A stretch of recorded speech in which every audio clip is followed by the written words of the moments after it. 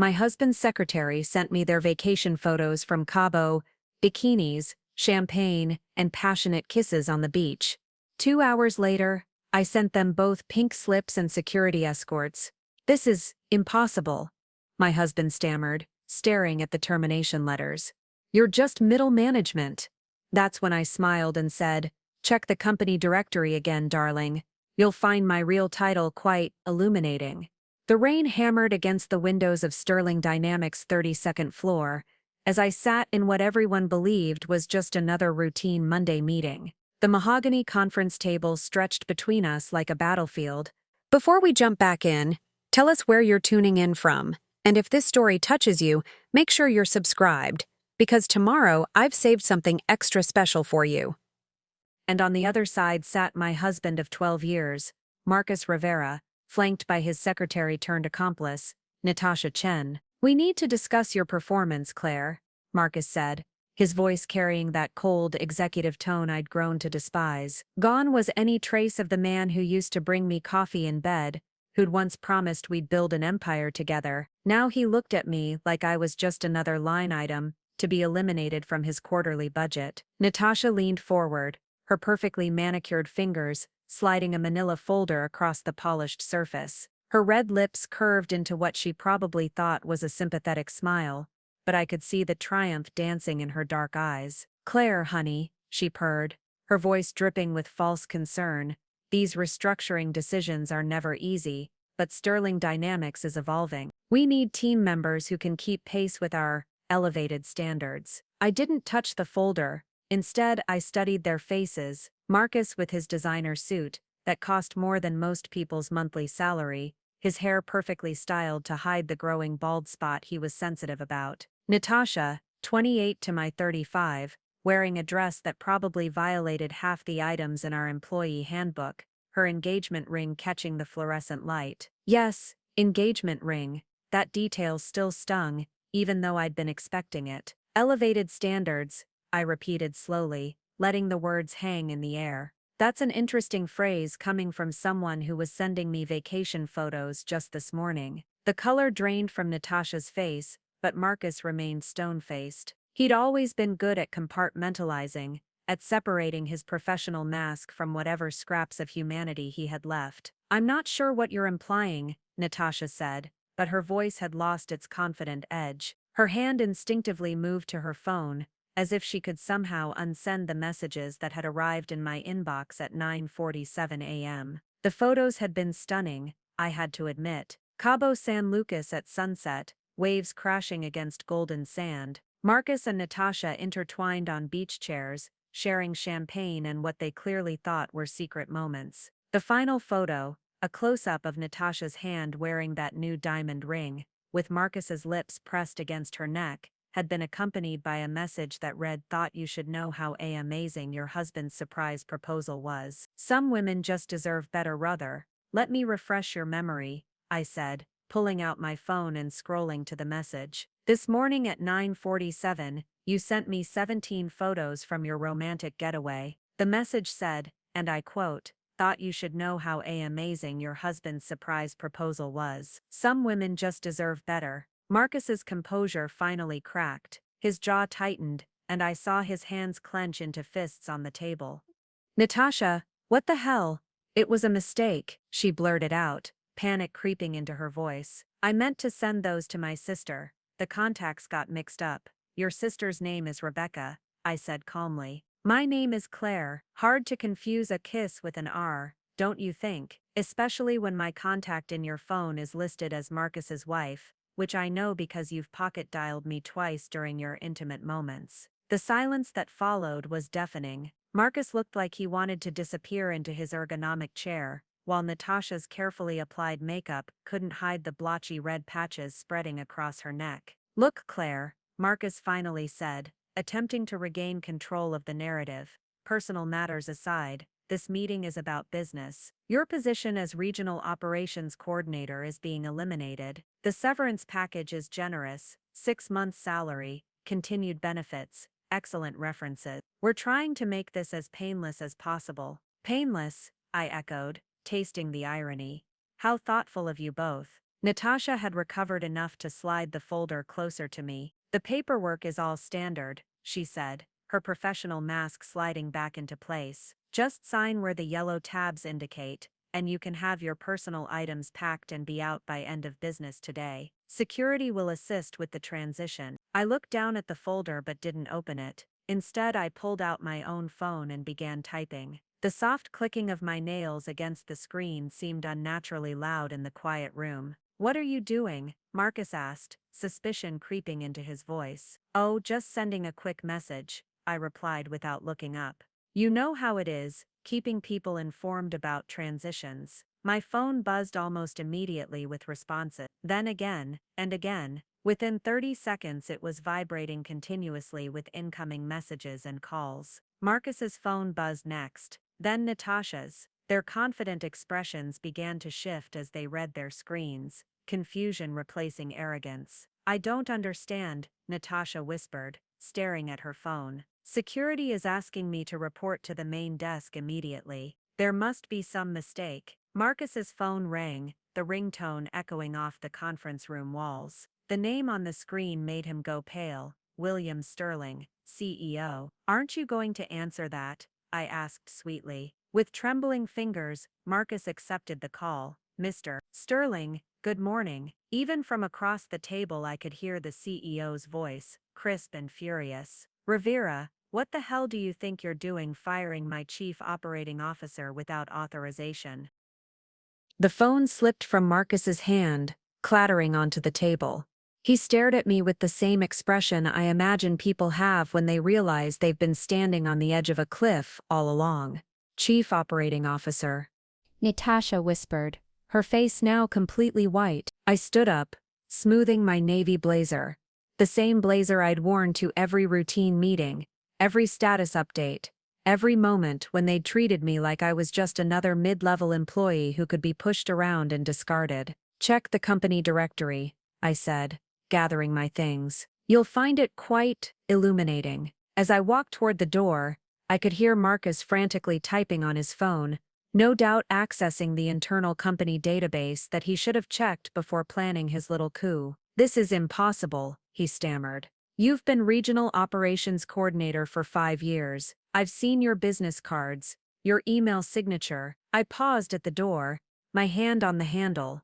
"Marcus, darling, you've seen exactly what I wanted you to see. Did you really think William Sterling would leave his $30 billion company vulnerable by not having someone he trusted keeping an eye on operations? Someone who could move freely through every department, observe every decision, report directly to him without anyone suspecting." The realization hit them both like a physical blow. Natasha actually gripped the edge of the table, as if she might fall over.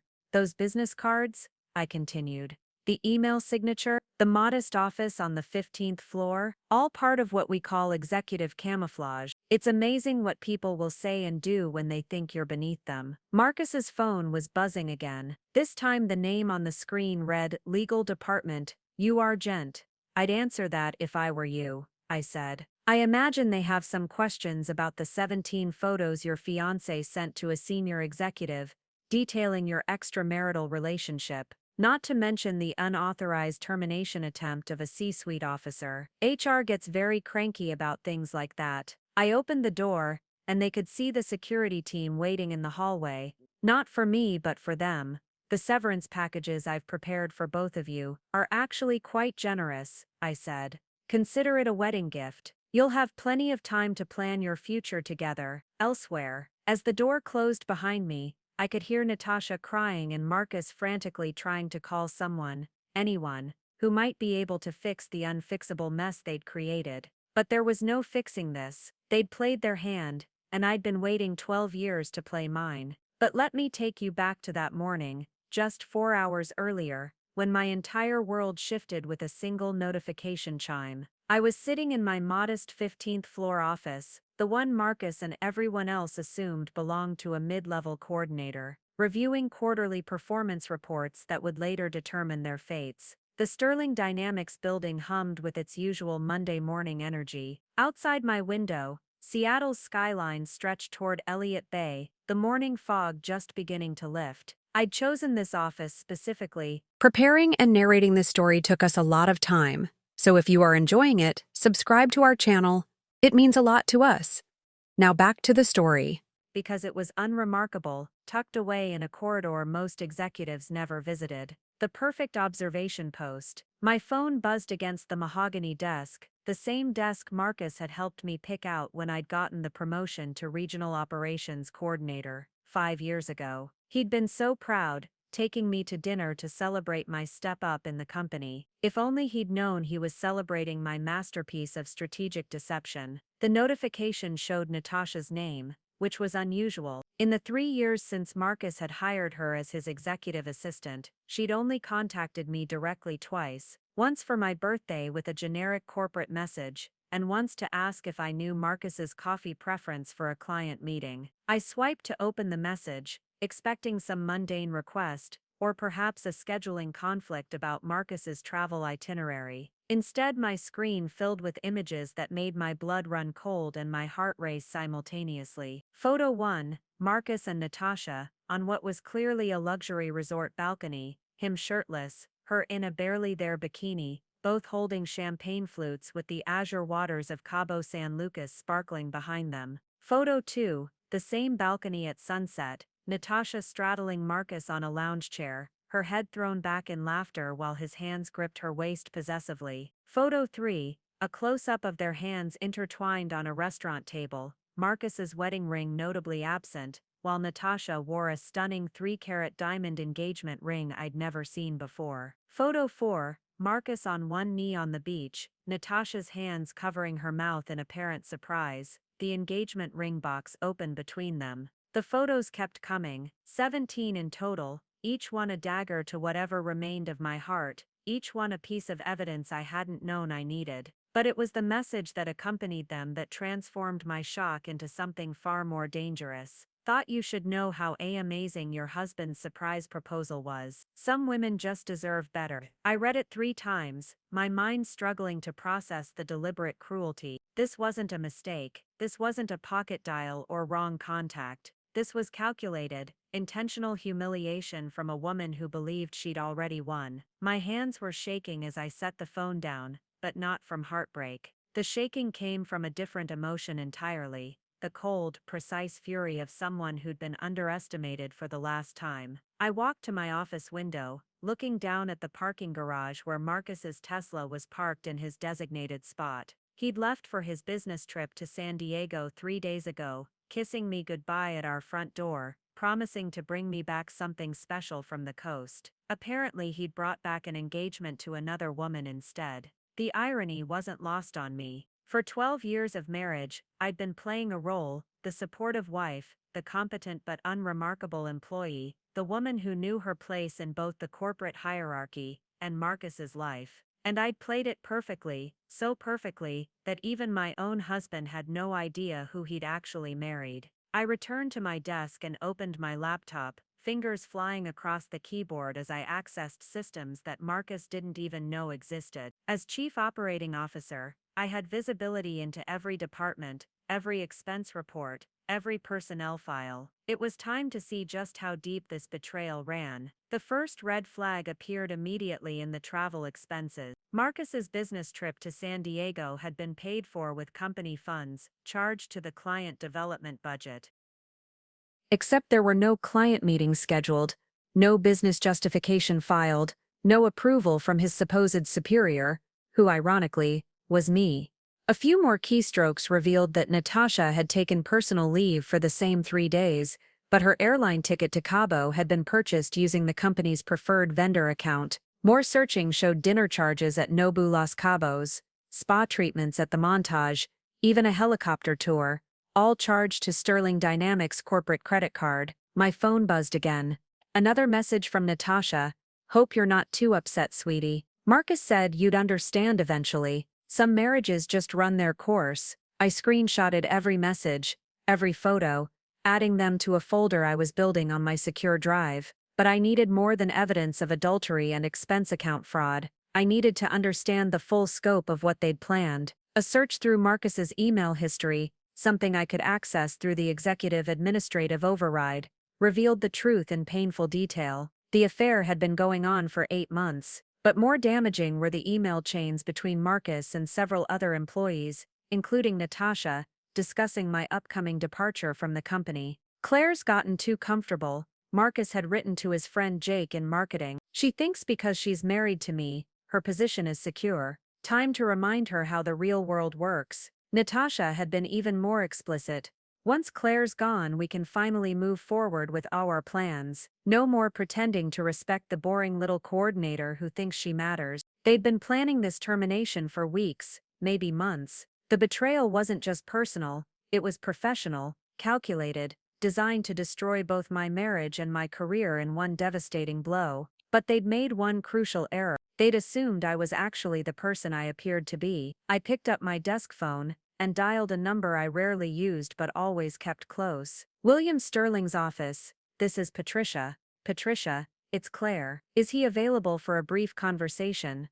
Of course, Miss Rivera. He's always available for you. Let me put you through. The line clicked, and William's familiar voice filled my ear. Claire, perfect timing. I was just reviewing the Q3 performance reports you sent over. Exceptional work as always. Thank you, William, but I'm calling about a different matter. I need to activate Protocol 7. The silence on the other end lasted exactly 3 seconds. Protocol 7 was something we'd established years ago, but never used. The nuclear option for when my cover was blown, or my position was threatened. Are you certain? William asked, his tone shifting to deadly serious. Once we activate that protocol, there's no going back. I'm certain. Marcus and his secretary are attempting to terminate me this morning. They've been planning it for months while conducting an extramarital affair on company time and expense accounts. Jesus Christ, how did they find out who you really are? They didn't. They still think I'm just regional operations coordinator. That's what makes this so perfect. I could hear William's chair creaking as he leaned back, and I could picture him rubbing his temples the way he did when he was thinking through complex problems. Send me everything you have, he said finally. Photos, emails, expense reports, the works. How do you want to handle the reveal? I looked at my phone, at Natasha's smug messages, at the photos of my husband proposing to another woman with my marriage still legally intact. They've called a meeting for 10 a.m. to terminate me. I want to let them go through with it,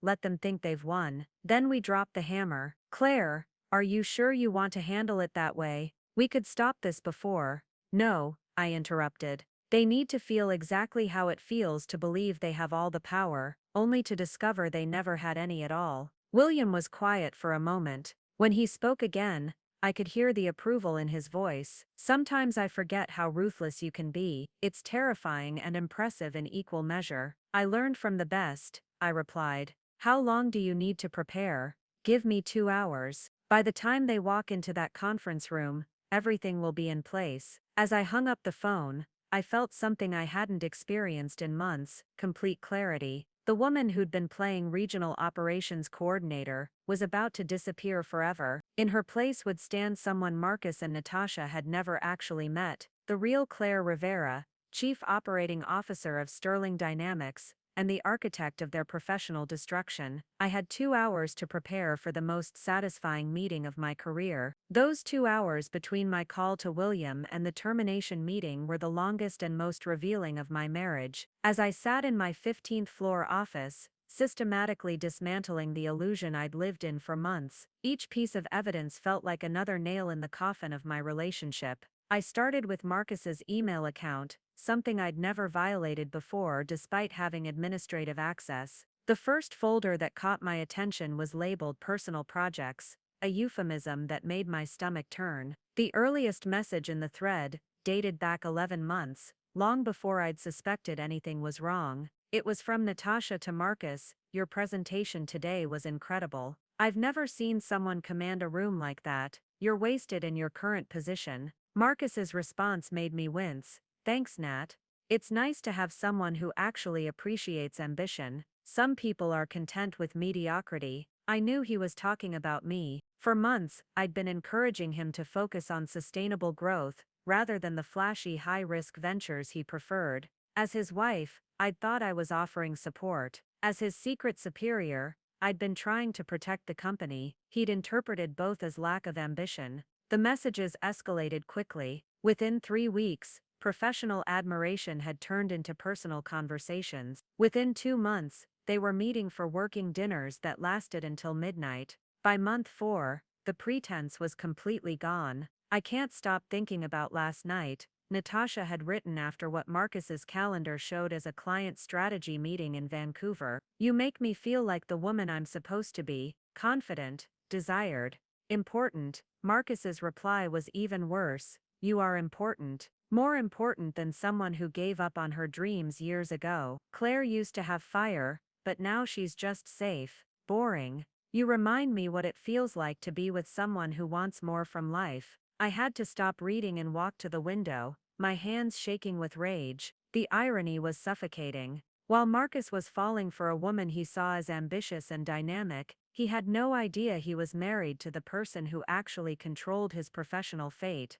But the personal betrayal was only the beginning. As I dug deeper into their communications, I discovered they'd been planning my professional destruction almost as long as their affair had been going on. The problem, Marcus had written to Natasha 6 months ago, is that Claire's too embedded in the company culture. People like her, she's been here 5 years, has relationships throughout the organization. "We need to be strategic about this."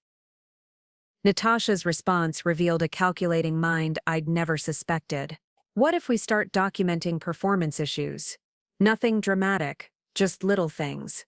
Missed deadlines, communication problems, failure to adapt to new initiatives. Build a paper trail that justifies the termination." My blood ran cold as I realized what they'd been doing. For months, they'd been sabotaging my projects and then documenting the failures they'd caused. The delayed reports I'd been blamed for, Natasha had been intercepting my submissions and holding them for days before forwarding them. The communication issues with other departments, she'd been editing my messages to make them seem dismissive or unclear. But Marcus's next message revealed the true scope of their plan. "Once Claire's gone, we can restructure her entire division. I've got 3 guys from my MBA program who could take over her responsibilities for half the cost. We bring them in as consultants initially, then transition them to permanent positions once the dust settles." They weren't just planning to fire me, they were planning to dismantle everything I'd built in my 5 years of camouflaged leadership. The sustainability initiatives that had saved the company millions in environmental compliance costs. The employee development programs that had reduced turnover by 40%. The strategic partnerships I'd cultivated with vendors that had improved our profit margins across every division. I kept reading, each message adding another layer to their betrayal. Natasha had been feeding Marcus information about other employees, identifying who was loyal to me and who might be turned. She'd been monitoring my calendar, my meetings, even my conversations with other executives. "Claire's been spending a lot of time with Diana from legal," she'd written 2 months ago. "They had lunch 3 times last week. Should we be concerned?" Marcus's response showed his paranoia. "Diana's ambitious. She might be positioning herself for Claire's job. We should keep an eye on that relationship." They had no idea that Diana and I had been working on a comprehensive review of executive compensation packages, a project that would have revealed Marcus's inflated salary and questionable expense claims long before the Cabo trip. But it was the most recent email thread that truly broke my heart. It was from just last week, while I'd been at my grandmother's funeral in Portland. "Perfect timing with Claire being out of town," Marcus had written. "We can finalize the termination paperwork and schedule the meeting for Monday. By the time she gets back, everything will be in place." Natasha's response was gleeful. "I can't wait to see her face when she realizes it's over. She's been walking around like she owns the place for too long. Time for a reality check." Marcus's final message in the thread was the most damning. "After Monday we'll finally be free to build the life we want. New position for you, clear path for my advancement, and no more pretending to care about someone who never understood what I was capable of." They'd planned my termination for the day I returned from burying my grandmother. While I'd been grieving, they'd been celebrating their future together and my professional destruction. I printed every email, every message, every piece of evidence. But I needed more than their words. I needed to understand how deep their corruption went. A search through the company's financial systems revealed the truth I'd been dreading.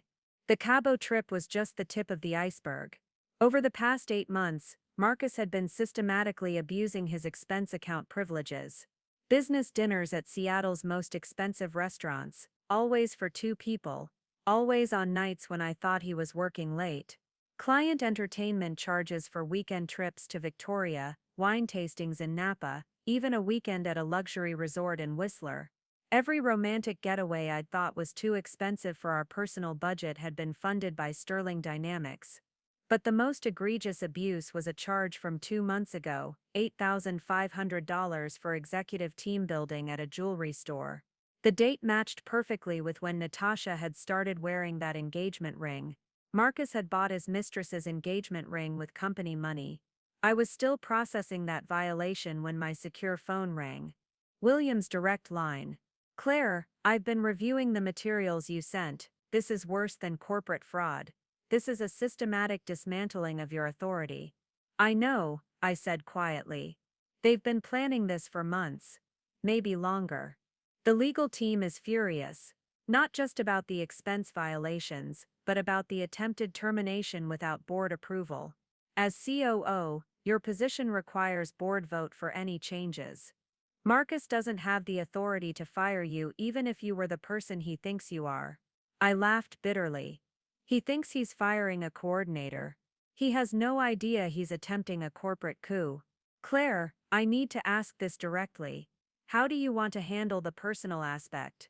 The affair, the engagement, the public humiliation they've inflicted."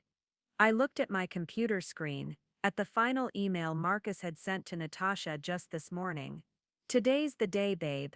By tonight, we'll be celebrating our freedom and Claire will be packing her boxes. Can't wait to start our real life together. I want them to feel exactly as powerless as they tried to make me feel," I said. "But I want it to be professional, legal, and absolutely devastating. Consider it done. By the time you walk into that conference room, their access cards will be deactivated, their expense accounts frozen, and security will be waiting. Legal is preparing termination papers citing fraud, breach of fiduciary duty, and violation of company ethics policies. And Natasha? She's not an employee in the traditional sense. She's a contractor hired through Marcus's department. Her contract terminates immediately upon his termination. She'll be escorted out with him." I felt a grim satisfaction settling over me. "What about references? Future employment?" William's voice grew cold. "Companies tend to be very thorough when checking references for executives who've been terminated for fraud. I suspect they'll both find the job market quite challenging." After hanging up, I sat in my office for several more minutes, looking out at the Seattle skyline. In 90 minutes, I would walk into that conference room as Claire Rivera, Regional Operations Coordinator. I would leave as Claire Rivera, Chief Operating Officer, architect of the most justified corporate termination in Sterling Dynamics history. But first, I had one more email to send. I opened a new message to Marcus and Natasha, the subject line reading, "Meeting Confirmation, Monday 10 a.m. Looking forward to our discussion about my future with the company. I have several items to review that I think you'll find quite illuminating. See you both soon. Claire." I hit send, and began gathering the evidence files I'd prepared. In exactly 90 minutes, Marcus and Natasha would discover that underestimating someone is the most expensive mistake you can make in corporate America. They thought they were about to fire a coordinator. They were about to be destroyed by a chief operating officer. To understand how perfectly Marcus had walked into his own destruction, you need to know how I became the ghost in Sterling Dynamics' machine. The story began 7 years ago, not with ambition or corporate ladder climbing, but with a conversation that would reshape my entire life. I was working as a senior analyst at Morrison & Associates, a mid-tier consulting firm, where I'd spent 3 years after my MBA. The work was solid but uninspiring, helping companies optimize their supply chains and reduce operational costs. I was good at it, maybe even exceptional, but I felt like I was solving the same problems over and over again for clients who implemented half my recommendations and then wondered why they didn't see full results. Marcus and I had been married for 5 years then, and our relationship was entering that comfortable but concerning phase where we'd started living parallel lives. He worked 60-hour weeks at Sterling Dynamics, climbing from senior analyst to department manager with impressive speed. I admired his drive, but I was beginning to realize that Marcus measured success by the size of his office and the prestige of his title rather than the impact of his work. The turning point came during a dinner party at our friend's house in Bellevue. I was making small talk with a woman I'd just met when she mentioned she worked at Sterling Dynamics. "Oh, my husband works there too," I said. "Marcus Rivera, in strategic development." Her expression shifted slightly. "Marcus Rivera, yes, I know Marcus. He's very ambitious." Something in her tone made me probe deeper. "You don't sound convinced that's a good thing." She glanced around to make sure Marcus wasn't within earshot, then leaned closer. "Look, I probably shouldn't say this, but Marcus has a reputation for taking credit for other people's work. There was an incident last month where he presented a cost reduction strategy that was almost identical to something our operations team had proposed 6 months earlier. Word gets around in a company like Sterling." I felt my stomach drop, but I kept my expression neutral. Maybe it was just a coincidence. Similar problems, similar solutions. "Maybe," she said. But her skeptical look told me she didn't believe it any more than I did. That night, I lay awake thinking about Marcus's recent promotion and the glowing reviews he'd been getting from his superiors. I'd always been proud of his success, but now I couldn't shake the feeling that I didn't really know the man I'd married. At least not the professional version of him. Over the next few weeks I started paying more attention to Marcus's work stories. The brilliant insights he claimed to have during meetings, the innovative solutions he'd proposed that had impressed senior management, the strategic initiatives he'd spearheaded that were saving the company money. As someone who spent her days analyzing business processes, I began to notice patterns that troubled me. Marcus was ascending fast, too fast for someone who'd shown little strategic thinking during our years together. At home, he relied on me to balance our checkbook, plan our investments,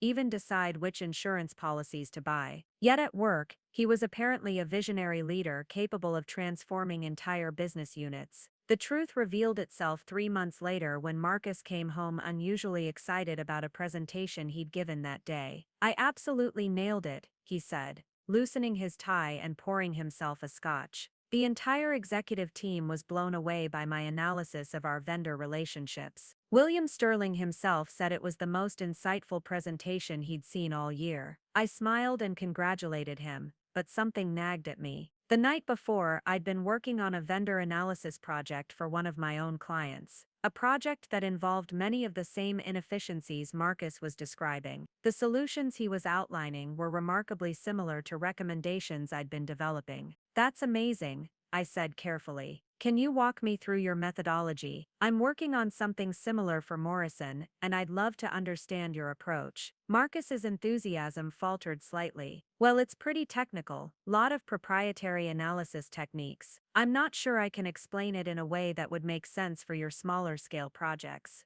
But I pressed him, and within 10 minutes, it became clear that Marcus couldn't explain his own presentation because he hadn't actually developed the analysis. He was regurgitating concepts and frameworks he'd heard from others, mixing them with buzzwords he'd picked up in business magazines. That's when I realized Marcus wasn't rising through Sterling Dynamics because of his exceptional abilities. He was succeeding because he was exceptionally good at identifying valuable ideas and claiming them as his own. The discovery should have ended our marriage. Instead, it gave me an idea that would define the next 7 years of my life. 2 weeks later, I requested a meeting with William Sterling himself. Getting the appointment required some creative networking. I leveraged a connection from business school who worked in Sterling's legal department, but eventually, I found myself sitting across from one of Seattle's most respected CEOs. "Miss Rivera," he said, settling into his chair with the calm confidence of someone who'd built a company from the ground up. "Miranda mentioned you wanted to discuss some concerns about operational efficiency. I have to say, it's unusual for someone outside the company to request a meeting about our internal processes." "I appreciate you taking the time, Mr. Sterling. What I'm about to propose is going to sound unusual, but I think you'll find it valuable." I opened my briefcase and pulled out a comprehensive analysis I'd spent weeks preparing. I believe Sterling Dynamics has a significant vulnerability in your middle management layer. Specifically, you have people in positions of authority who are taking credit for work they didn't do, while the actual innovators remain unrecognized and underutilized. William's eyebrows rose slightly. That's a serious accusation. Do you have specific examples? I did. Over the past month, I'd done extensive research into Sterling Dynamics' recent strategic initiatives, cross-referencing them with industry publications, consulting reports, and even some discreet conversations with current and former employees. The pattern was undeniable. Many of the company's most celebrated recent innovations were actually recycled ideas from external sources or uncredited internal proposals. The vendor optimization strategy that was presented last month, I said, sliding a document across his desk. It's nearly identical to a framework published by McKinsey 18 months ago, with minor modifications to make it appear original. William studied the comparison I'd prepared, his expression growing more serious by the minute. The employee retention program that's being piloted in 3 departments, it's based on a Harvard Business Review case study from 2 years ago, the supply chain restructuring that's projected to save $2 million annually. That methodology was first proposed by your own operations team in 2019, but it was shelved when the department head left the company. I had 12 examples total, each one more damning than the last. By the time I finished my presentation, William was leaning back in his chair, his hands steepled in front of him. "This is troubling," he said finally. "But I'm curious why you're bringing this to me. What's your interest in Sterling Dynamics' internal politics?" This was the moment I'd been preparing for. "Because I think I can solve your problem, but it requires an unconventional approach. You need someone inside the company who can identify where the real innovations are coming from and ensure the right people get credit. Someone who can observe the actual decision-making processes without being influenced by office politics or personal relationships." "You're talking about corporate espionage," William said, but his tone was more intrigued than accusatory. "I'm talking about operational intelligence. You need to know what's really happening in your company, not just what gets filtered up through the management chain. I'm proposing to be your eyes and ears at the operational level." William was quiet for a long moment. "And how exactly would this work?" "You hire me as a mid-level coordinator. Something unremarkable, regional operations, process improvement, something that gives me access to multiple departments without drawing attention. I report directly to you on operational effectiveness, employee satisfaction, innovation sources, and management competency. Think of it as a long-term organizational audit, and in return, you get accurate information about how your company actually functions. You identify your real talent before your competitors poach them. You eliminate the inefficiencies that come from having the wrong people in leadership positions. And you protect yourself from the kind of strategic vulnerabilities that can destroy companies." William studied me for several minutes.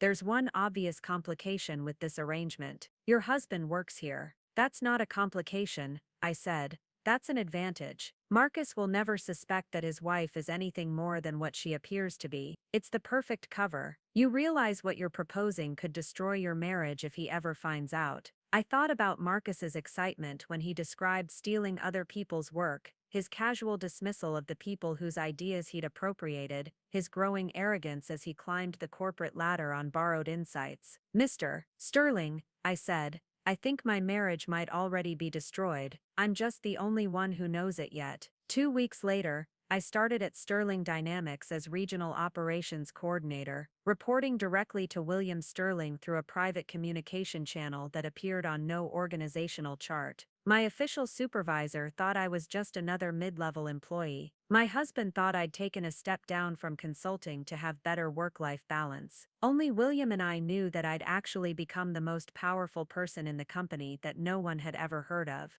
For 7 years I watched, listened, and reported. I saw Marcus continue his pattern of intellectual theft, growing bolder as his success mounted. I documented which employees were actually driving innovation and which were simply good at presentations. I identified operational inefficiencies that were costing millions and recommended solutions that saved even more. And through it all I waited for the moment when Marcus would finally overreach, when his arrogance would make him attempt something so audacious that I could destroy him completely. That moment had finally arrived, gift wrapped in vacation photos from Cabo. What made my arrangement with William Sterling so devastatingly effective wasn't just the access it gave me, it was how completely invisible it made me to the people I was actually monitoring. For 7 years, I'd perfected the art of being underestimated, and Marcus had become my unwitting masterpiece. The genius of the regional operations coordinator position was in its strategic ambiguity. To most employees, I appeared to be exactly what my business cards claimed: a mid-level manager responsible for coordinating between departments and ensuring operational efficiency. Boring,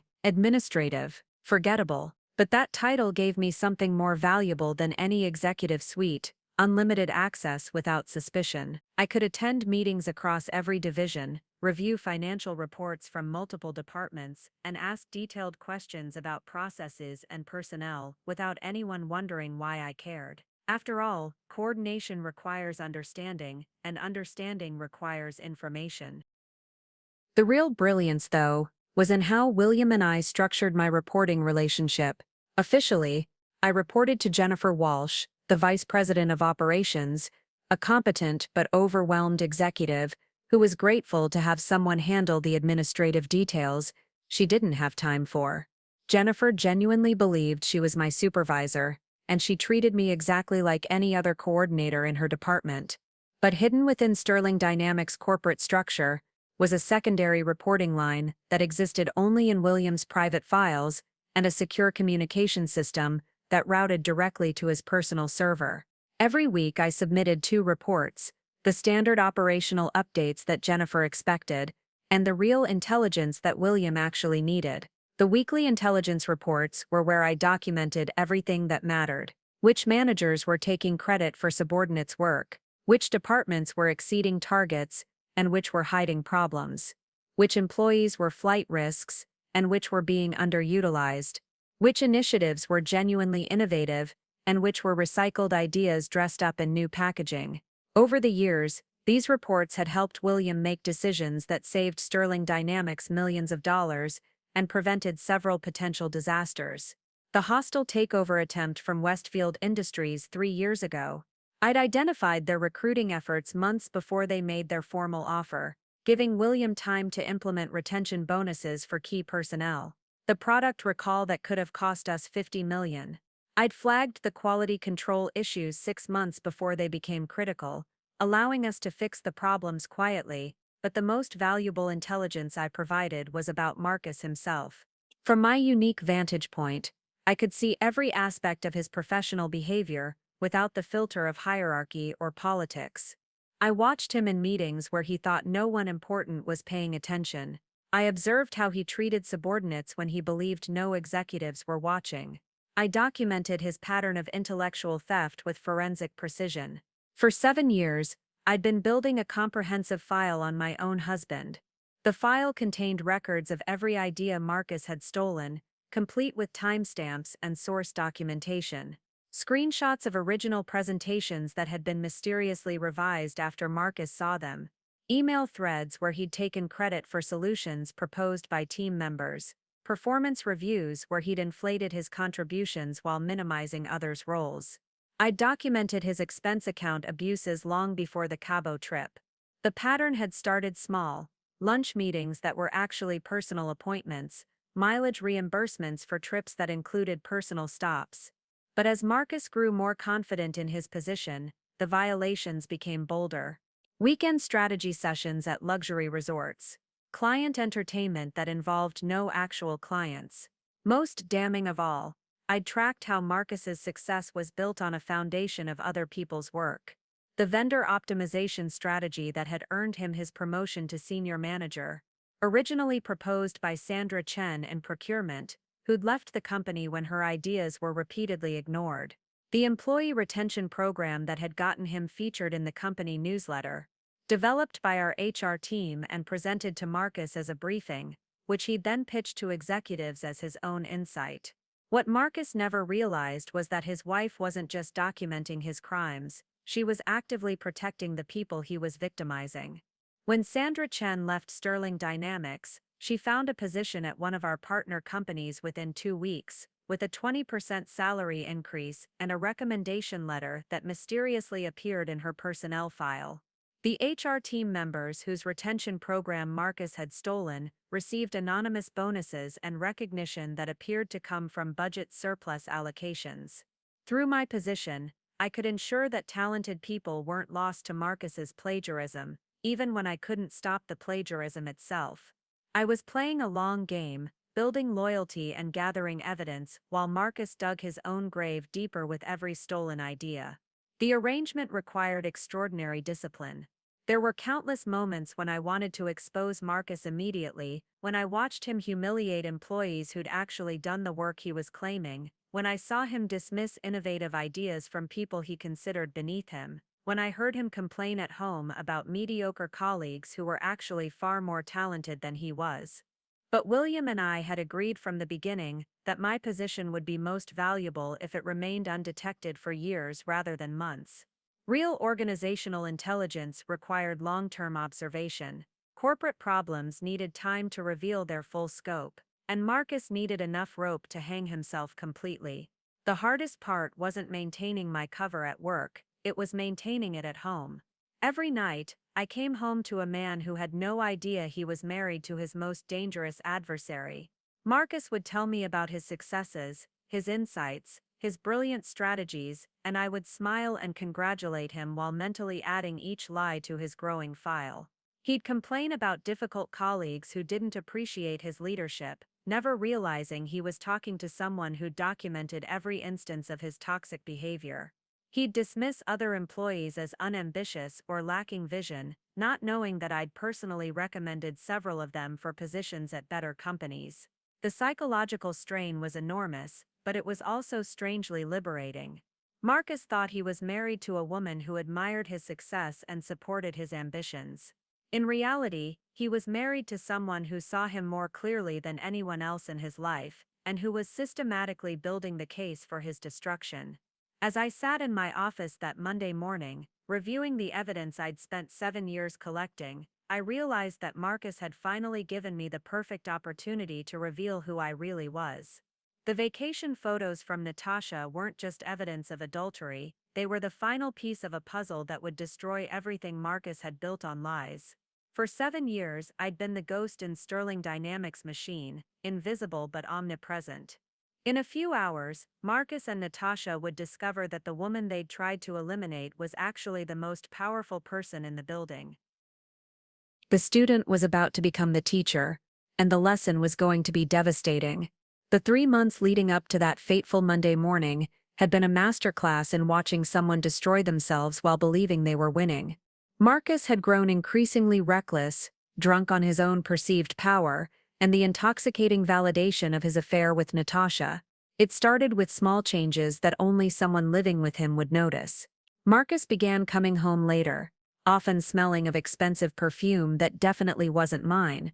His phone, once casually left on kitchen counters and nightstands, became a jealously guarded possession that never left his sight. He started working out again, buying new clothes, even got his hair styled at a salon that charged more than I used to spend on groceries. "I need to start looking more executive," he explained when I commented on his suddenly expensive tastes. "Image matters at my level." William Sterling himself mentioned that leaders need to project success. What Marcus didn't know was that William Sterling had never said any such thing. I would have known. I attended more of William's executive briefings than Marcus did, though Marcus never saw me there. My regional operations coordinator role required me to take notes and compile reports from senior leadership meetings, making me practically invisible to the executives who assumed I was just administrative support. From my vantage point in those meetings, I watched Marcus's behavior shift dramatically. He'd always been ambitious, but now he was becoming openly dismissive of colleagues he considered beneath him. During one particularly revealing strategy session, Marcus interrupted Jennifer Walsh, his nominal superior and my official boss, 3 times to clarify points she was making. "What Jennifer is trying to say," Marcus had said with condescending patience, "is that we need to streamline our operational oversight. But the real opportunity here is to completely reimagine how we approach interdepartmental coordination."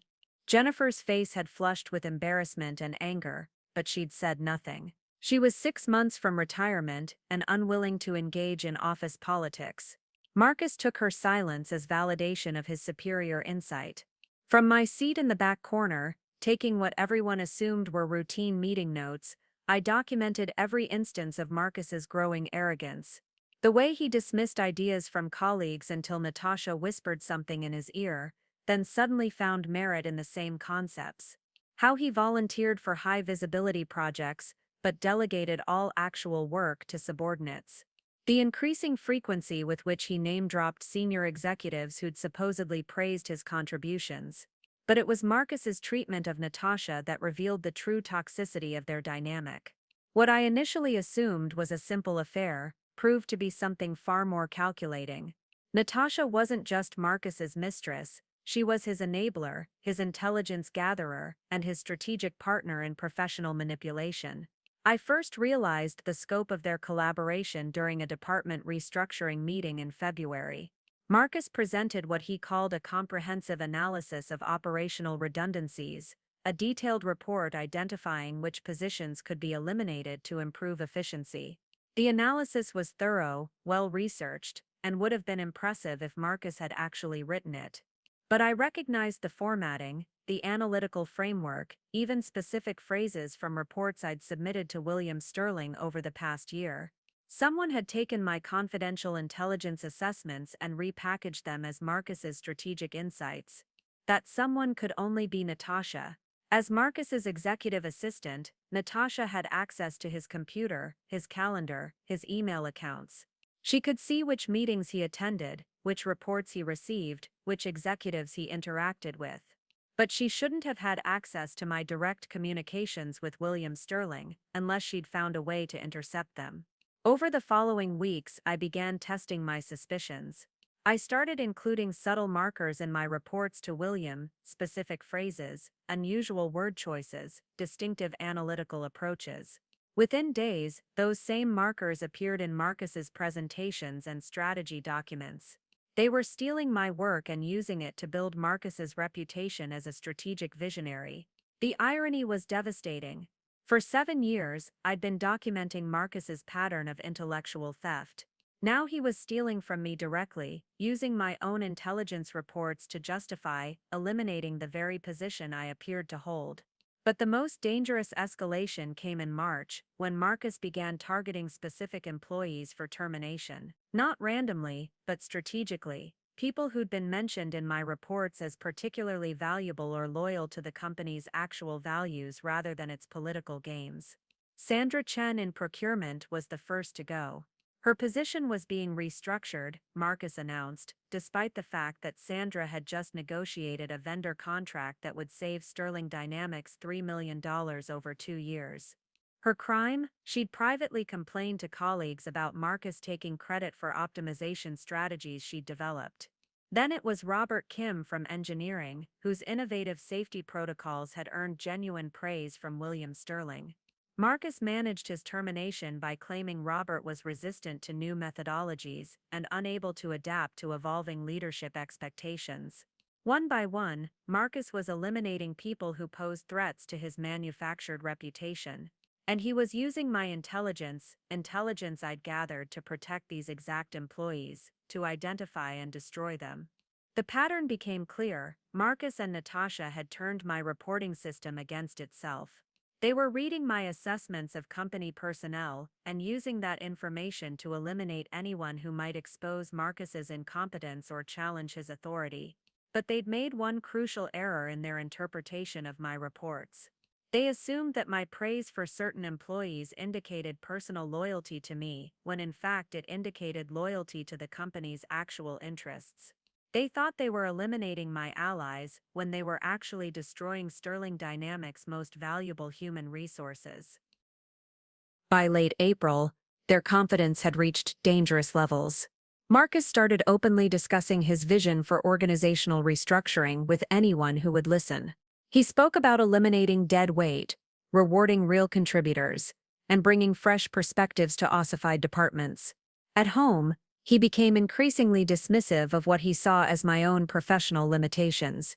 "The problem with people like you, Claire," he said, during one particularly brutal dinner conversation, "is that you're comfortable with mediocrity. You've found your level, and you're content to stay there. But some of us are meant for bigger things." He had no idea he was talking to the person who'd been systematically documenting his every professional failure for 7 years. The final escalation came in early May, when Marcus submitted a formal request to restructure the regional operations division, my division. His proposal called for eliminating my position entirely and redistributing my responsibilities among 3 junior consultants he'd personally selected. Regional Operations Coordinator is really an outdated role, he'd written in his proposal. In today's dynamic business environment, we need more agile, project-based approaches to operational oversight. The current structure creates unnecessary bureaucracy and slows decision-making processes. William Sterling forwarded me the proposal with a simple note, "Thoughts?" My response was equally brief, "The trap is set. Let them spring it." Marcus and Natasha had finally overreached. They weren't just planning to fire me, they were planning to dismantle the entire intelligence operation that had been protecting Sterling Dynamics for 7 years. They thought they were eliminating a mid-level coordinator who'd grown too comfortable in her position. They were actually attempting to destroy the company's most valuable strategic asset. And they had no idea that the woman they were targeting had been waiting 7 years for exactly this moment. Looking back now, I realized that Marcus and Natasha's decision to make my termination a public spectacle was the final stroke of arrogance that sealed their fate.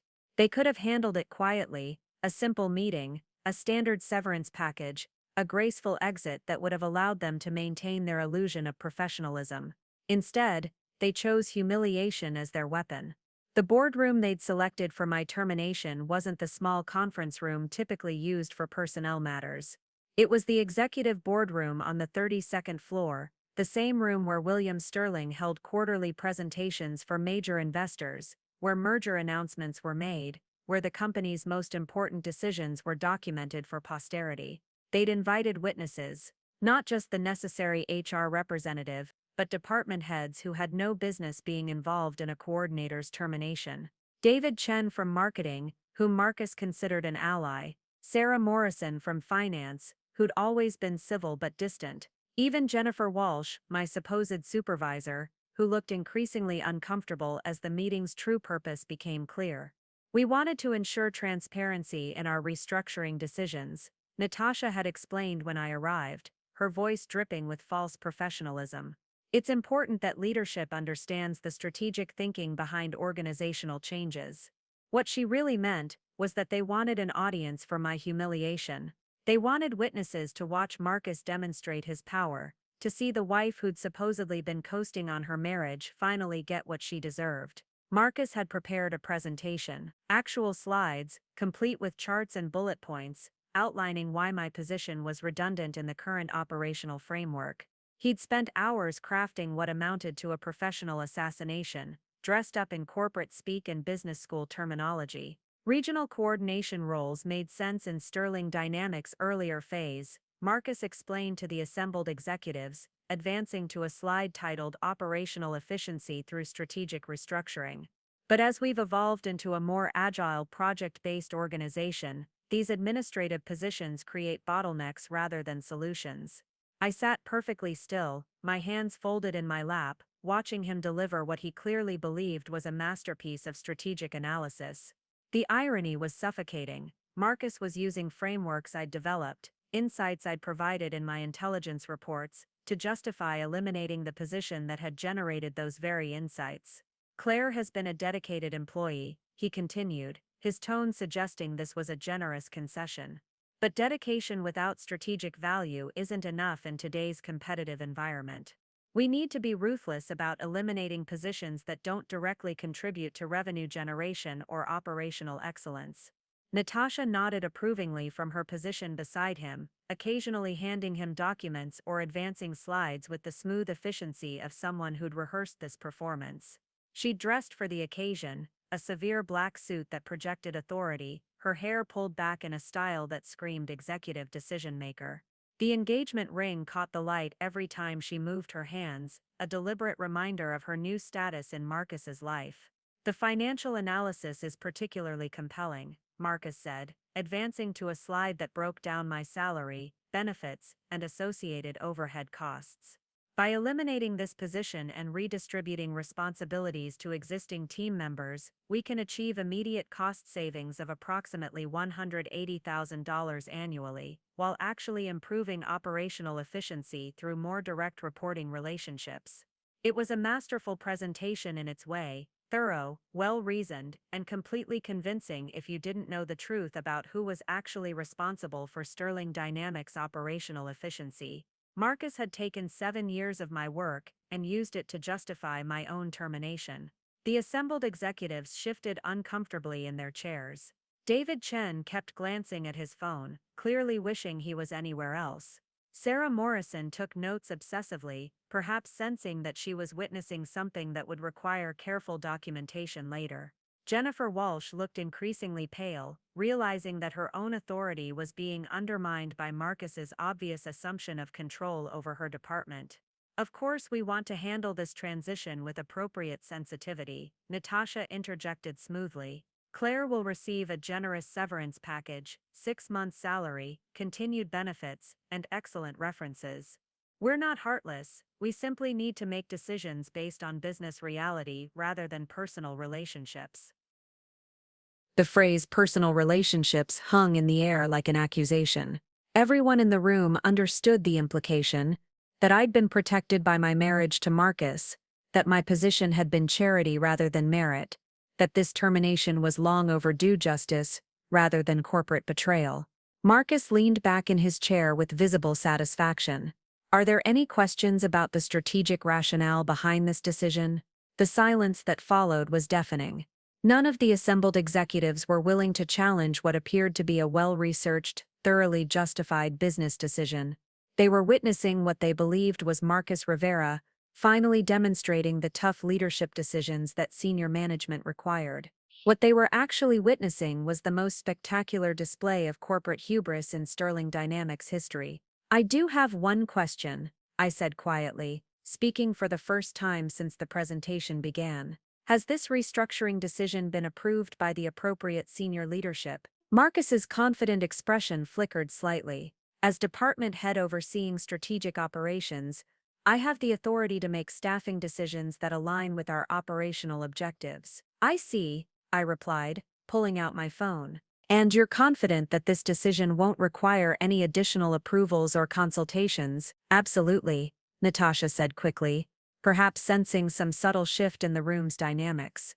Marcus has done his due diligence. All necessary protocols have been followed. I nodded slowly, then began typing on my phone. The soft clicking of my fingers against the screen seemed unnaturally loud in the suddenly tense boardroom. What are you doing? Marcus asked, his voice carrying the first hint of uncertainty I'd heard all morning. Oh, just sending a quick message, I replied without looking up. You know how it is, keeping people informed about transitions. My phone buzzed almost immediately with a response, then again, and again. Within 30 seconds it was vibrating continuously with incoming messages and calls. David Chen's phone buzzed next, then Sarah Morrison's, then Jennifer Walsh's. The executives began checking their devices with growing confusion, their composed expressions shifting to concern as they read whatever messages were appearing on their screens. I don't understand, Jennifer whispered, staring at her phone. Why is security asking all department heads to remain in the building?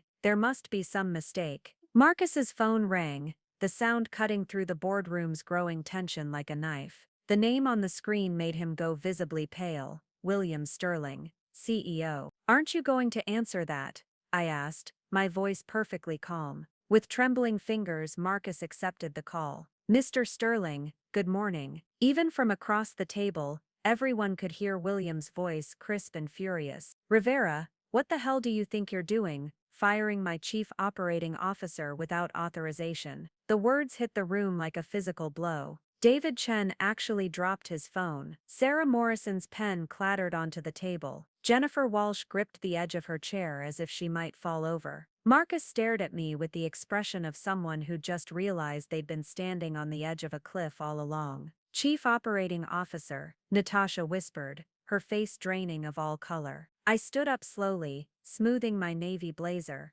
the same unremarkable blazer I'd worn to hundreds of meetings where everyone had dismissed me as just another mid-level employee. "Check the company directory," I said quietly. "All of you, you'll find it quite illuminating. To understand how I became the woman who could orchestrate such a perfect destruction, you need to know about the moment that changed everything. Not just my marriage or my career, but my entire understanding of power and how it really works in corporate America." It was September 15th, 2018. I remember the date exactly because it was the day my grandmother died, and it was also the day I first realized that my husband was not the man I thought I'd married. I was sitting in Mercy General Hospital in Portland, holding my grandmother's hand as she slipped away peacefully in her sleep. Dorothy Rivera had been my hero, a woman who'd built a small but successful catering business from nothing in the 1960s, who'd raised 4 children while running a company, who'd taught me that true strength comes from seeing clearly and acting decisively. "Promise me something, Claire," she'd whispered during one of our last conversations. "Never let anyone make you smaller than you are. The world will try.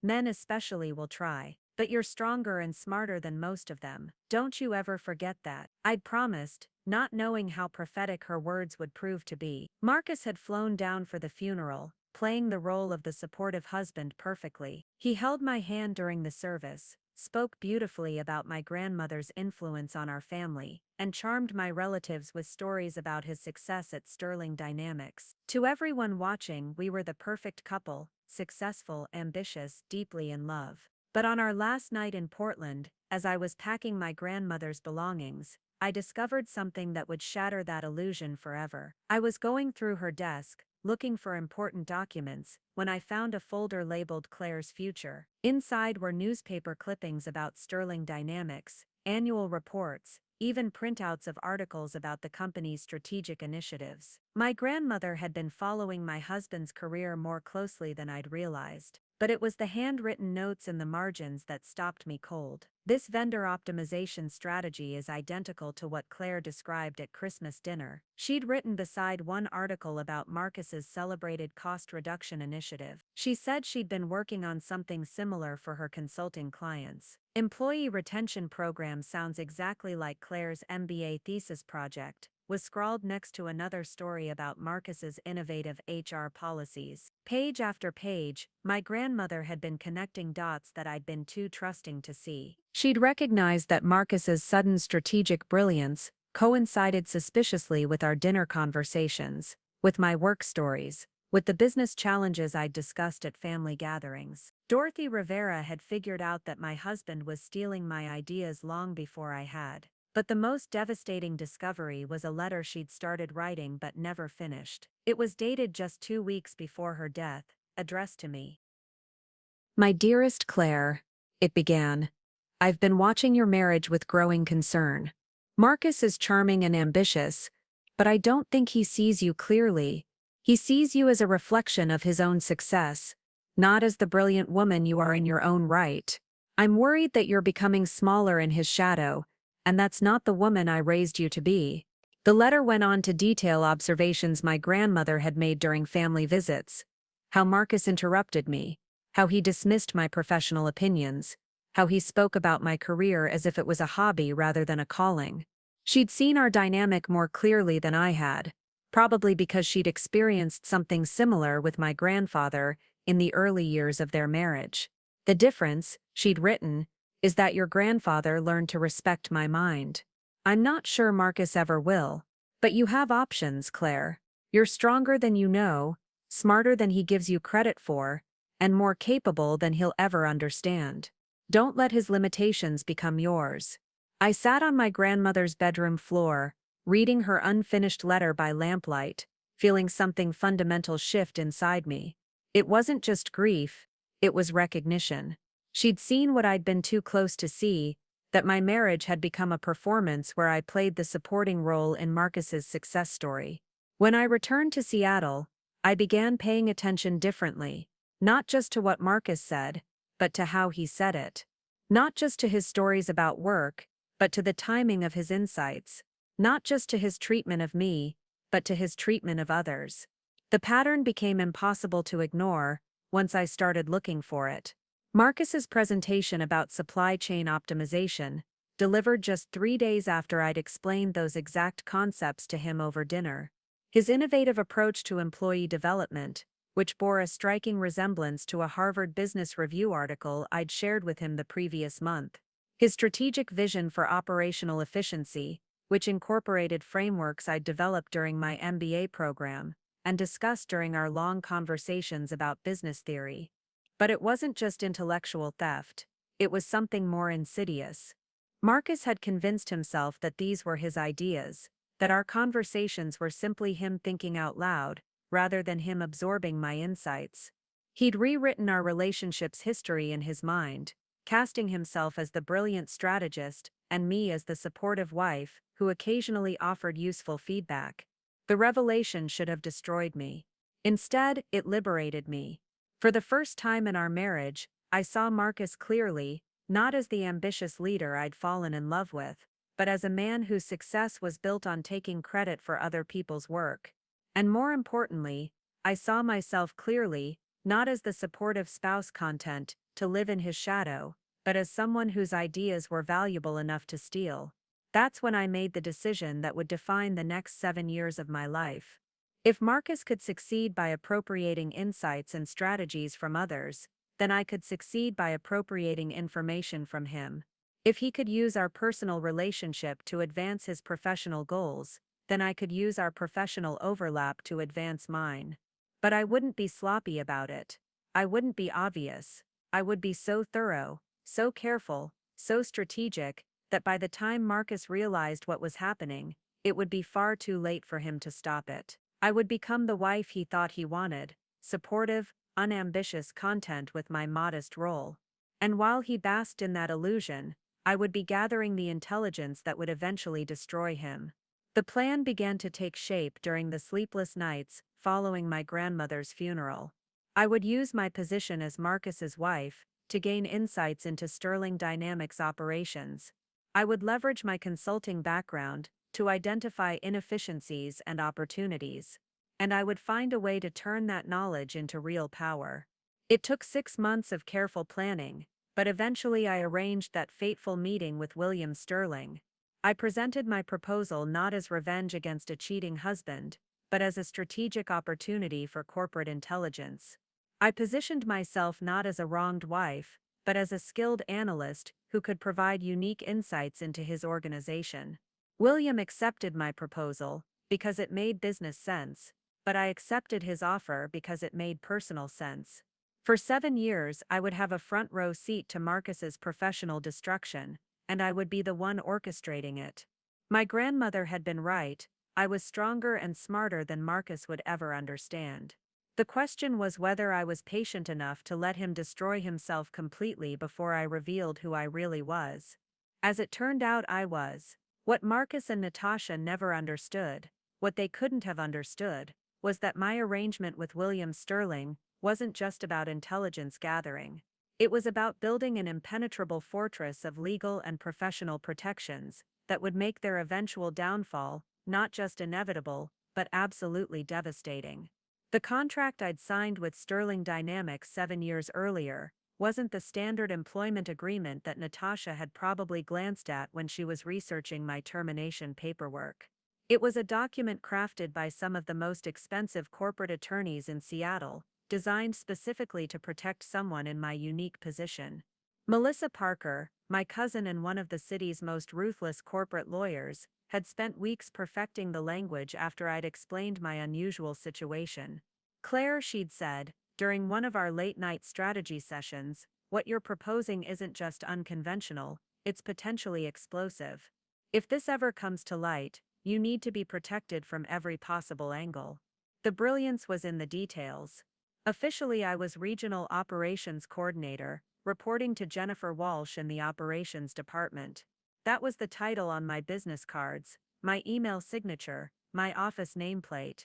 It was the position that appeared in the company directory, the role that HR used for my benefits administration, the job description that my supposed colleagues understood. But buried in the company's executive compensation records, accessible only to William Sterling and the board of directors, was my real title, Chief Operating Officer, Strategic Intelligence Division. A position that technically didn't exist in Sterling Dynamics' public organizational chart, but which carried all the legal protections and authorities of a C-suite executive. The compensation structure was equally sophisticated. My visible salary was that of a mid-level coordinator, respectable but unremarkable. But hidden within various executive bonus pools, consulting fees, and special project allocations was compensation that reflected my actual role.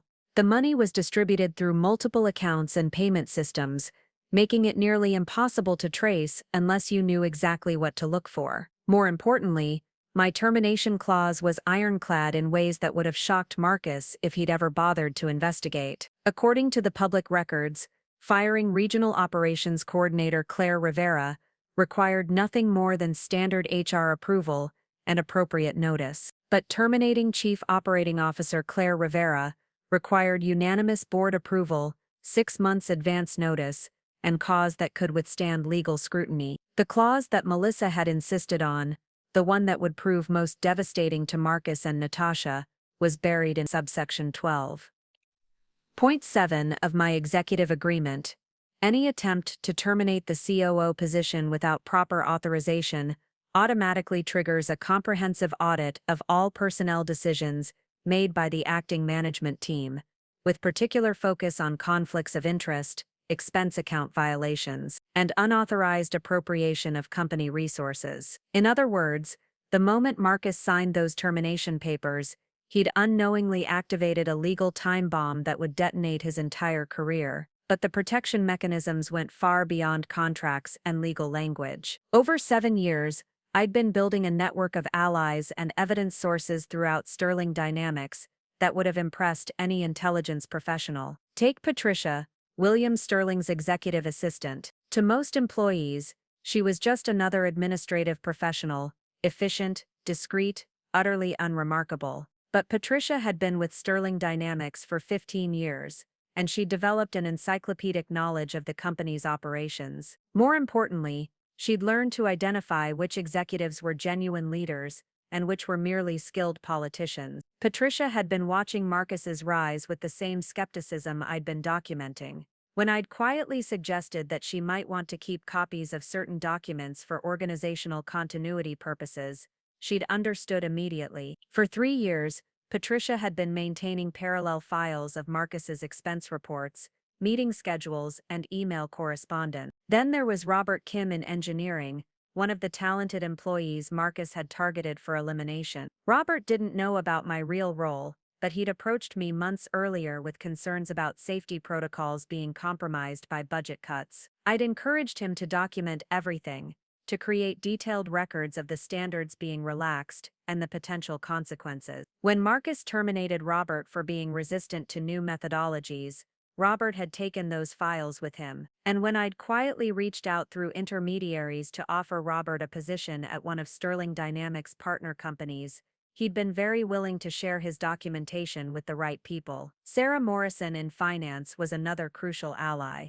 though she didn't realize it. Sarah was naturally meticulous, the kind of person who noticed when expense categories didn't align with stated business purposes. Over the years, I'd made a point of asking Sarah seemingly innocent questions about budget allocations and spending patterns. "I'm trying to understand our operational costs better," I'd explain when requesting detailed expense breakdowns. William Sterling asked me to prepare a comprehensive report on departmental efficiency. Sarah had been happy to provide the information, never realizing that she was helping me build a forensic accounting case against my own husband. The most sophisticated protection mechanism, though, was the communication system William and I had established. Every week I submitted my intelligence reports through an encrypted channel that created automatic backups in multiple secure servers. The system was designed to ensure that even if my access was compromised, years of documentation would remain intact. Each report was time-stamped, encrypted,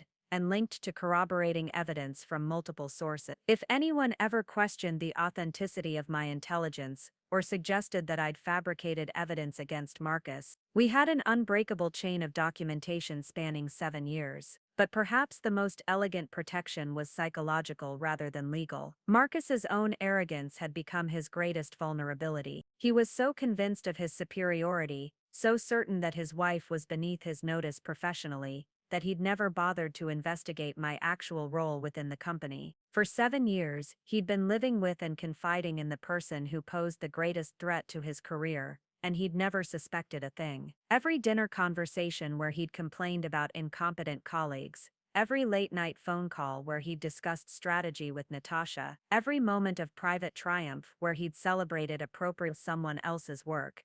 I'd been there, listening, documenting, building the case for his destruction. The morning of my termination, as I'd sat in my office preparing for the confrontation that would end Marcus's career, I'd reviewed the protection mechanisms one final time. The contracts were solid, the evidence was overwhelming, the allies were positioned, the legal safeguards were triggered. Marcus and Natasha thought they were firing a mid-level coordinator who'd grown too comfortable in her position. They were actually attempting to destroy someone who'd spent 7 years building the most comprehensive corporate intelligence operation in Sterling Dynamics history. They'd brought knives to a gunfight, and they didn't even know the battle had already begun. The 30 minutes that followed William Sterling's explosive phone call were a masterclass in watching arrogance crumble into panic. As Marcus fumbled with his phone, trying to end the call that had just destroyed his world, I could see him mentally scrambling to understand how his carefully orchestrated termination had become his own professional execution. "This has to be some kind of mistake,"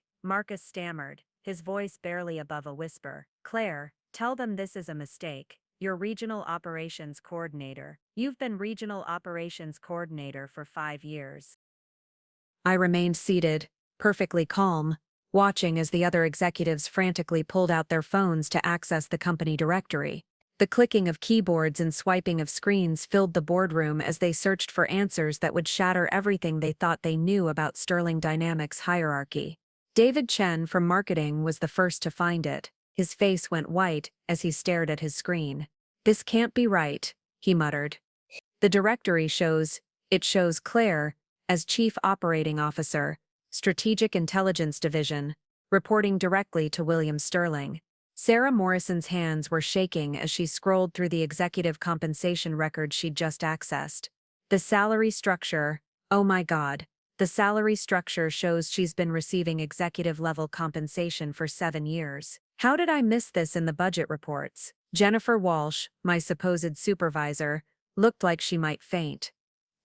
"I don't understand." "I've been submitting your performance reviews. I approved your vacation requests. I thought I was your boss."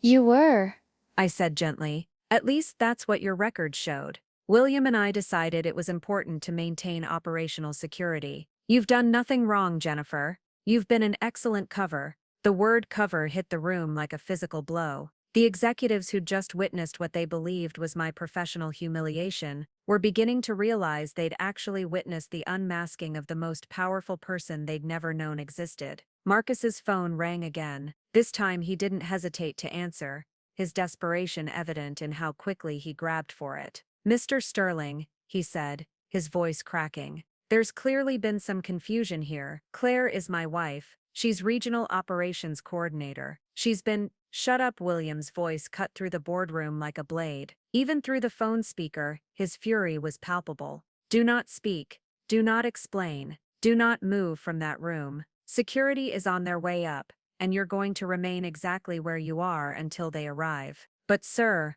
I can explain." "There is nothing to explain, Rivera. For 7 years your wife has been providing me with detailed intelligence about this company's operations. For 7 years she's been documenting every decision, every policy change, every personnel move made by middle management. Do you know what those reports show about your performance?" Marcus's face had gone ashen. Beside him, Natasha gripped the edge of the conference table so tightly her knuckles were white. "They show," William continued, his voice deadly calm, "that you're a fraud. They show systematic intellectual theft, expense account violations, and the deliberate sabotage of employees who posed threats to your manufactured reputation. They show that my chief operating officer has been protecting this company from your incompetence for years while you took credit for her work. The silence that followed was deafening. I could hear Marcus's shallow breathing, could see Natasha's chest rising and falling rapidly as panic set in. 7 years, Rivera. 7 years of documented evidence. Did you really think you could fire the person who's been building the case against you since the day she was hired?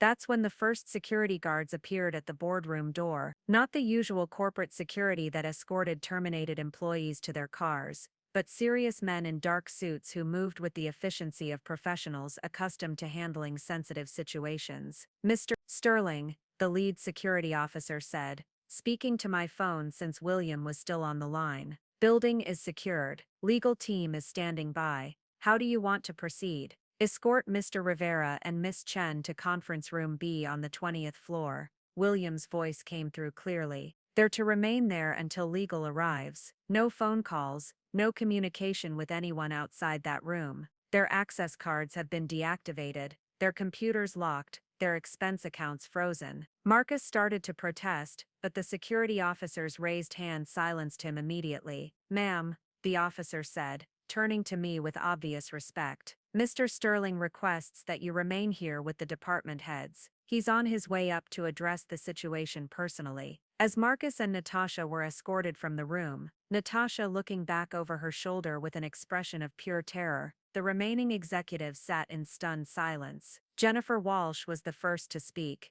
How long have you really been? She trailed off, unable to finish the question. 7 years, I replied. Since 2 weeks after Marcus and I moved to Seattle. William Sterling recruited me personally after I identified significant vulnerabilities in the company's middle management structure. David Chen shook his head slowly. The strategic initiatives that Marcus has been championing, the cost-saving measures, the operational improvements, all based on intelligence reports I've been submitting weekly for the past 7 years, I confirmed. Marcus was using my assessments to identify valuable ideas he could appropriate and talented employees he could eliminate. Sarah Morrison was frantically scrolling through financial records on her tablet. The budget allocations I've been processing, some of these consulting fees, the special project funds, they were going to you, weren't they? Executive compensation can be structured in many ways, I said diplomatically. The important thing is that Sterling Dynamics has been protected from the kind of strategic vulnerabilities that could have destroyed the company. The elevator chimed, and through the glass walls of the boardroom, we could see William Sterling approaching with a team of attorneys and what appeared to be federal investigators. His expression was grim, purposeful, and absolutely focused. Ladies and gentlemen, I said, standing as William entered the room, I think it's time you met your actual chief operating officer. William Sterling commanded attention the moment he walked into the room. At 62, he'd built Sterling Dynamics from a small engineering firm into a multi-billion-dollar corporation through a combination of strategic brilliance and an almost supernatural ability to identify talent. Right now, he looked like a man who'd just discovered that one of his most valuable assets had been under attack for years. First, he said, his voice carrying the authority of someone accustomed to making decisions that affected thousands of lives. I want to apologize to all of you for the deception that's been necessary. The Strategic Intelligence Division has been one of Sterling Dynamics' most closely guarded secrets, and Claire's role within it has been classified at the highest levels. He gestured toward me. For 7 years, Chief Operating Officer Claire Rivera has been providing this company with intelligence that has saved us millions of dollars, prevented hostile takeovers, and identified operational inefficiencies before they became critical problems. Her work has been exemplary, and her loyalty to this organization has been absolute. The department heads stared at me with new understanding. I wasn't the mid-level coordinator they'd worked alongside for years. I was the executive who'd been quietly shaping their professional fates without them ever knowing it. What you witnessed this morning, William continued, was an attempted corporate coup by individuals who had no idea they were targeting the person responsible for protecting this company's strategic interests. That coup has failed, and there will be consequences. The transformation in the boardroom's atmosphere was immediate and profound. Minutes earlier, I'd been sitting in a chair as a condemned employee, watching Marcus deliver what he believed was my professional death sentence. Now, department heads who'd never given me a second thought were standing when I entered the room, their expressions a mixture of shock, respect, and barely concealed fear. William Sterling gestured toward the head of the conference table, the position Marcus had occupied just 30 minutes earlier when he'd been orchestrating my humiliation. "Claire, if you would." I moved to the chair that Marcus had vacated, settling into the position that had always been mine by right but never by appearance. The symbolism wasn't lost on anyone in the room. The woman they'd watched being terminated was now sitting in the seat of ultimate authority. "Before we address the immediate crisis," William continued, "I want each of you to understand exactly who you've been working alongside for the past 7 years." He activated the wall display, and my actual personnel file appeared, not the sanitized coordinator profile that HR maintained, but the comprehensive record of my role as Chief Operating Officer. Performance reviews that praised strategic brilliance, compensation records that revealed my true value to the organization, commendations for initiatives that had saved Sterling Dynamics millions of dollars. Jennifer Walsh stared at the screen in growing horror. The operational efficiency reports I thought I was supervising, they were really coming from you. "Every one," I confirmed. "The cost reduction strategies that saved us $12 million last year. The vendor optimization program that improved our profit margins by 18%. The employee retention initiatives that reduced turnover to industry-leading levels. I developed all of them while maintaining my coordinator cover." David Chen from marketing was frantically scrolling through his tablet.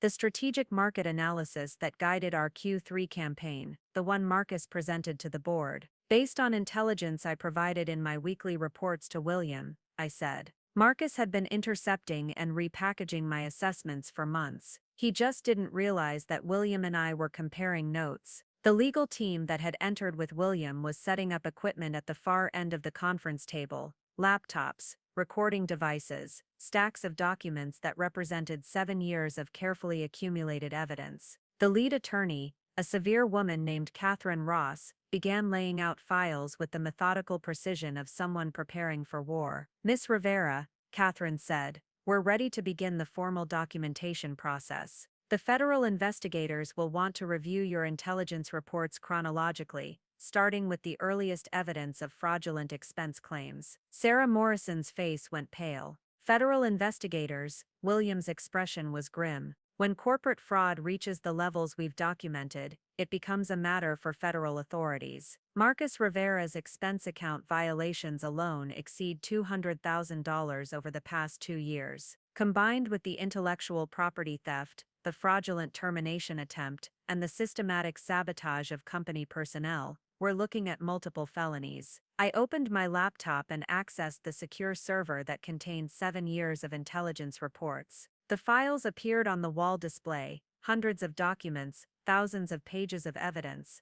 a comprehensive record of every crime Marcus had committed against Sterling Dynamics and its employees. "This is the earliest documentation of Marcus's expense fraud," I said, highlighting a report from 2019. A $3,500 charge for client entertainment that was actually a romantic weekend with his then-girlfriend in Victoria. I flagged it as suspicious, but HR was told it had been pre-approved by senior management. Catherine Ross made notes as I continued. "The intellectual property theft began around the same time. Here's my analysis of a vendor optimization strategy, submitted 3 weeks before Marcus presented an identical proposal as his own innovation." Document after document appeared on the screen, each one another nail in Marcus's professional coffin. The department heads watched in stunned silence as years of suspicious decisions were revealed to be part of a systematic pattern of corruption. "The termination of Sandra Chen," I continued, advancing to a more recent file. "Marcus claimed she was underperforming, but my reports show she'd just negotiated our most favorable vendor contract in 5 years. He eliminated her because she'd begun questioning where his innovative procurement strategies were really coming from." Jennifer Walsh was shaking her head slowly. "Robert Kim in engineering. The safety protocol specialist you said was resistant to change. Robert had documented 14 instances where Marcus's cost-cutting measures violated industry safety standards," I replied.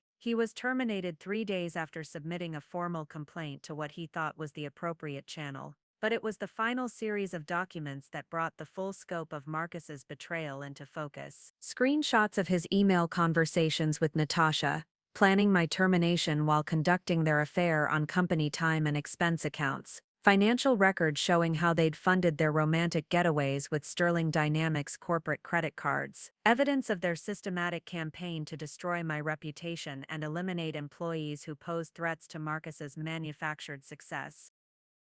The Cabo trip, William said, his voice tight with anger, was paid for entirely with company funds. $18,000 charged to various expense categories, including the engagement ring Marcus bought for his mistress. The federal investigator, a quiet man named Agent Morrison, looked up from his notes. Miss Rivera, in your assessment, was this termination attempt the culmination of a long-term plan to eliminate your oversight of Mr. Rivera's activities? Absolutely, I replied. Marcus and Natasha had been planning this for months. They'd identified my position as the primary obstacle to their ability to operate without scrutiny. They just didn't realize that eliminating me would trigger the comprehensive audit that would expose everything they'd been hiding. Catherine Ross activated another display. The termination clause in Miss Rivera's executive contract was specifically designed to prevent exactly this scenario. Any unauthorized attempt to eliminate the chief operating officer automatically activates a full forensic review of all related personnel decisions. The irony was perfect and devastating. Marcus's attempt to fire me had triggered the very investigation that would destroy him. In trying to eliminate his greatest threat, he'd activated the mechanism that would expose all his crimes. William Sterling looked around the table at the assembled department heads. This is why the Strategic Intelligence Division exists. This is why we've maintained operational security around Claire's real role. Corporate fraud at this level can destroy companies, eliminate jobs, devastate communities. We've been protecting Sterling Dynamics from this threat for 7 years. Agent Morrison closed his laptop and looked directly at me.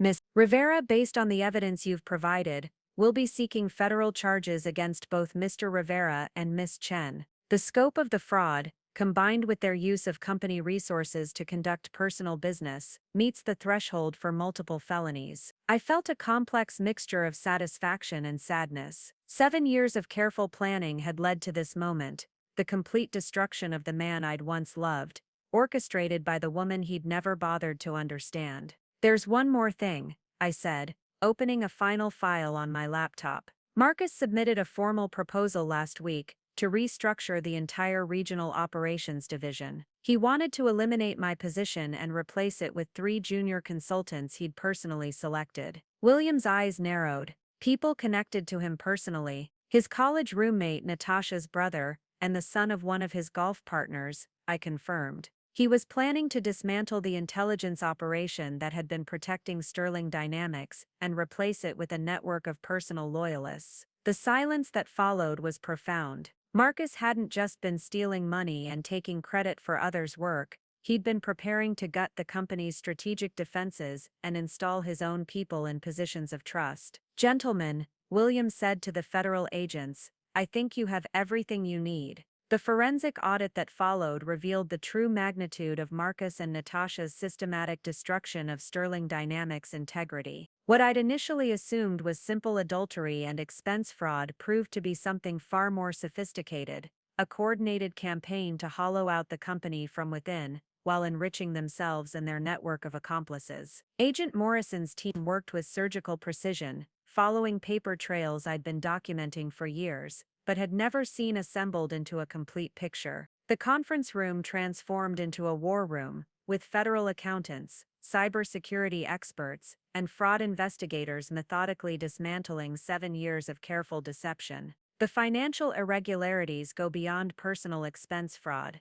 Agent Morrison announced after 6 hours of intensive review. Mr. Rivera has been systematically steering contracts toward companies owned by his personal associates, collecting what appear to be kickback payments disguised as consulting fees. Sarah Morrison, no relation to the federal agent, looked stricken as she reviewed financial records with new understanding. The Phoenix Technologies contract, she whispered.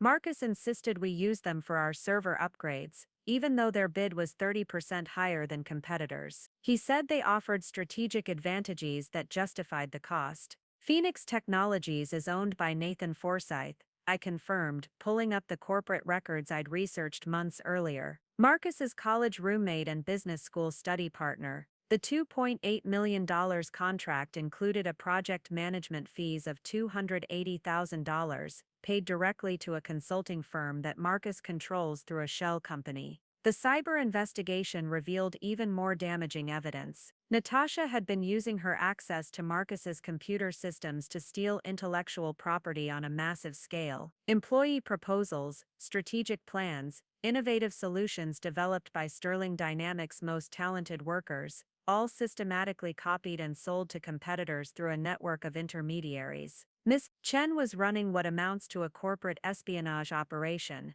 the lead cybersecurity investigator reported. She copied over 15,000 files from various departments, including proprietary engineering designs, customer lists, and strategic planning documents. The data was transmitted to external servers controlled by competing firms. Jennifer Walsh was reviewing personnel files with growing horror. The employees who were terminated over the past 2 years: Sandra Chen, Robert Kim, Maria Santos from product development, they weren't underperforming. They were getting too close to exposing the theft. Every termination Marcus orchestrated was strategically motivated, I confirmed. He eliminated anyone who posed a threat to his operations, or who developed innovations he wanted to steal without attribution. Then he brought in his own people, individuals with personal loyalty to him rather than professional qualifications. The most devastating revelation came when Agent Morrison's team accessed Marcus's personal financial records. The man who'd built his reputation on strategic brilliance and operational efficiency had been bleeding Sterling Dynamics dry to fund a lifestyle that far exceeded his legitimate income. The real estate purchases, the luxury vehicles, the private club memberships, Agent Morrison listed methodically, all funded through fraudulent expense reimbursements, kickback payments, and the sale of stolen intellectual property. We're looking at approximately $1.2 million in provable theft over the past 4 years alone. But it was the discovery of Marcus's succession plan that revealed the true scope of his ambitions. Hidden in encrypted files on his personal laptop was a detailed strategy for taking complete control of Sterling Dynamics through a carefully orchestrated coup. He was planning to force William Sterling into early retirement, Catherine Ross explained, reading from the recovered documents. Create a financial crisis through strategic sabotage, then position himself as the only executive capable of saving the company. The plan included eliminating key personnel like Claire and replacing them with his own network. The timeline was chilling in its precision. Marcus had been working toward this goal for over 2 years, systematically weakening Sterling Dynamics' defenses while positioning himself as indispensable. The termination attempt against me wasn't just personal vindictiveness, it was the opening move in a campaign to seize control of the entire company. If this plan had succeeded, William Sterling said grimly, Sterling Dynamics would have been effectively stolen from its legitimate ownership and handed over to a criminal network. Agent Morrison closed his laptop and looked directly at William. Mr. Sterling, we'll be recommending federal charges on multiple counts: wire fraud, mail fraud, conspiracy, theft of trade secrets, and violation of the Computer Fraud and Abuse Act. Both Rivera and Chen are looking at potential sentences of 15 to 20 years. The woman I'd thought was simply my husband's mistress had actually been the operational commander of a sophisticated corporate crime syndicate, and the man I'd married had been planning the systematic destruction of everything William Sterling had built. 20 floors below, in Conference Room B, Marcus and Natasha were experiencing their own private hell. Through the building's security system, William and I could monitor their deteriorating situation as the reality of their predicament finally penetrated their shared delusion of invincibility. This is insane, Marcus was saying, pacing the small room like a caged animal. Claire is my wife. She's a mid-level coordinator. There has to be some mistake, some confusion in the records. Natasha sat slumped in her chair, her carefully applied makeup smeared with tears. The confident executive assistant, who'd orchestrated my humiliation just hours earlier, had been replaced by a terrified woman, finally understanding the magnitude of her crimes. "The federal agents, Marcus," she whispered. "They mentioned wire fraud, conspiracy charges. Do you understand what that means? We're looking at federal prison." "Stop panicking," Marcus snapped, though his own voice carried an edge of hysteria. "This is some kind of setup, some elaborate scheme to discredit me. Claire doesn't have the intelligence or resources to orchestrate something this sophisticated."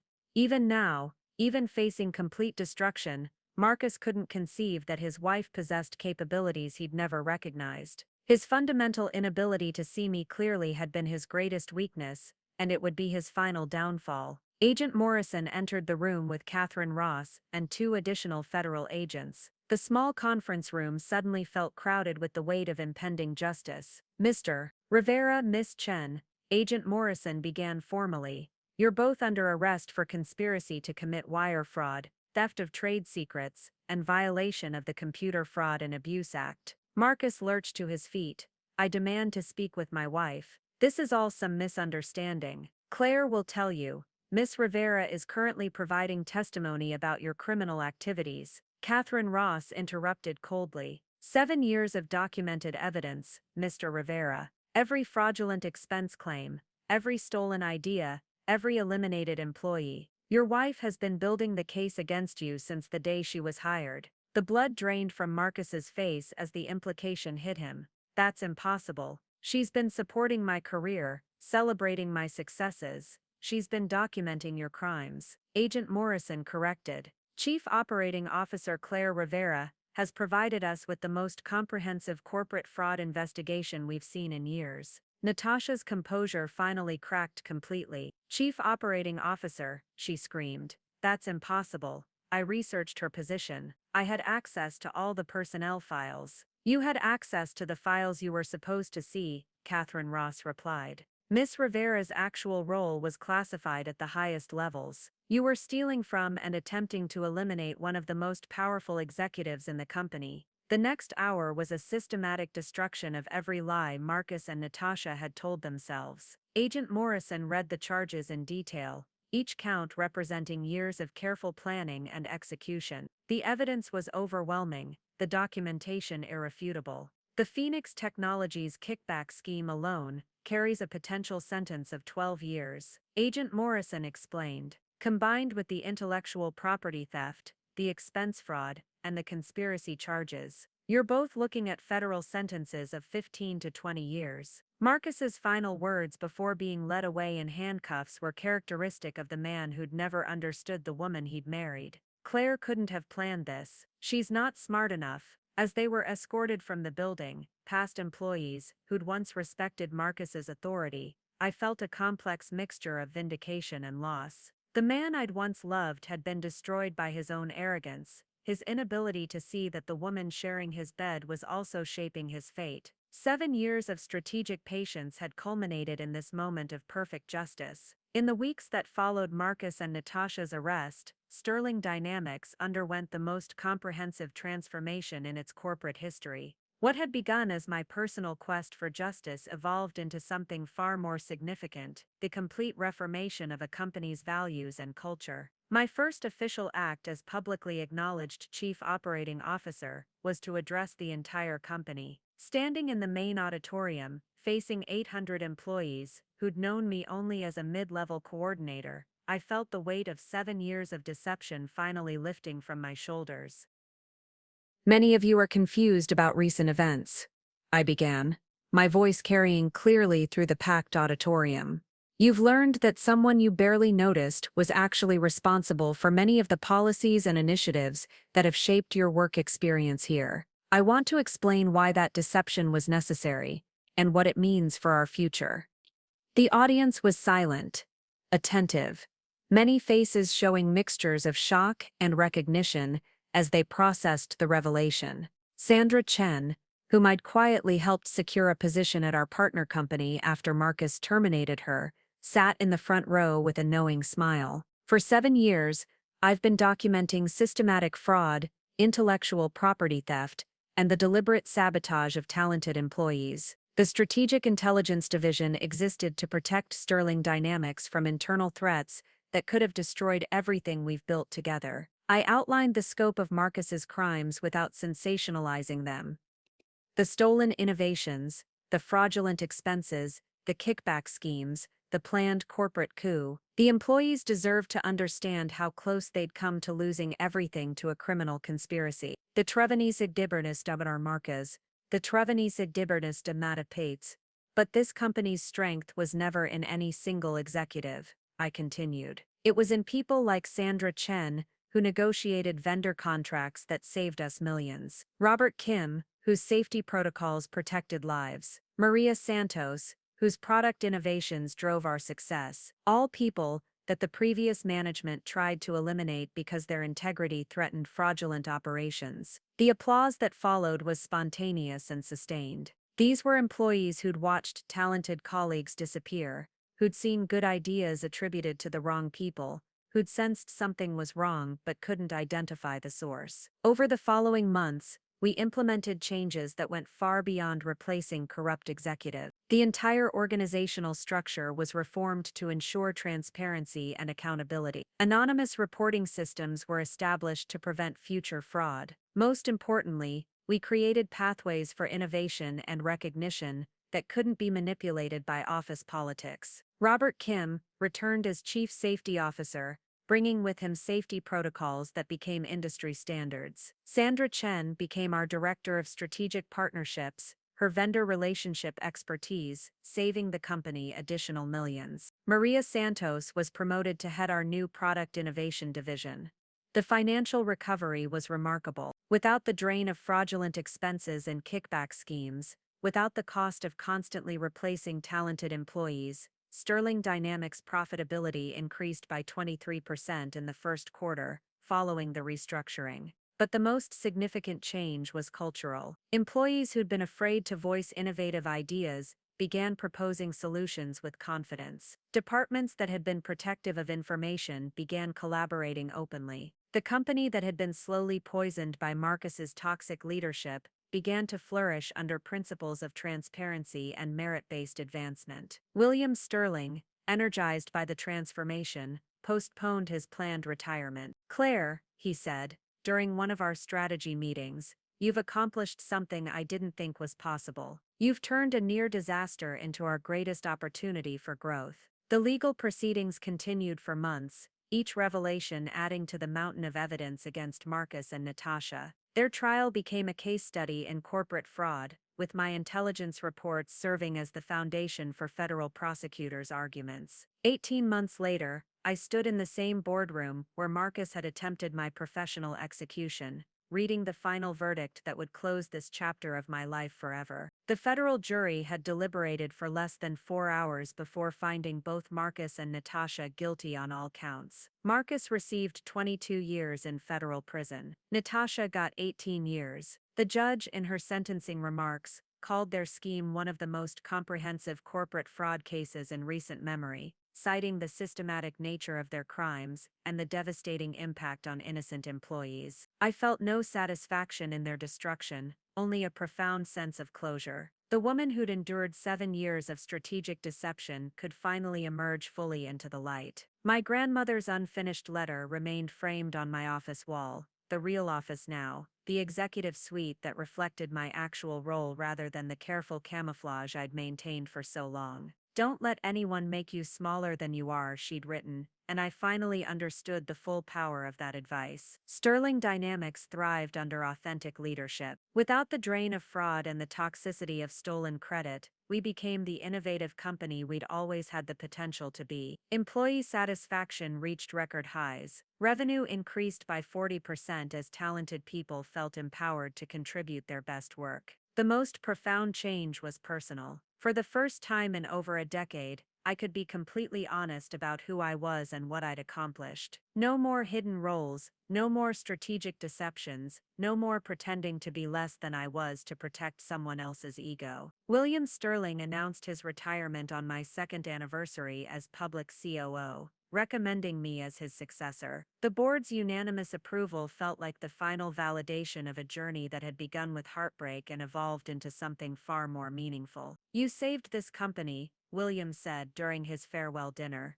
But more importantly, you saved yourself. Sometimes late at night, in the quiet of my office, I think about the cost of the justice I'd pursued. A marriage destroyed, a life rebuilt, 7 years of careful strategy finally bearing fruit. Marcus had been right about one thing. I had been content with mediocrity, at least the version of myself I'd allowed him to see. The woman who emerged from his ashes was someone he'd never had the wisdom to recognize. Stronger, more capable, and infinitely more dangerous than he'd ever imagined. My grandmother would have been proud. I'd finally stopped letting anyone make me smaller than I was. And I was exactly as large as I'd always been meant to be. Up next, you've got 2 more standout stories right on your screen. If this one hit the mark, you won't want to pass these up. Just click and check them out. And don't forget to subscribe and turn on the notification bell so you don't miss any upload from us.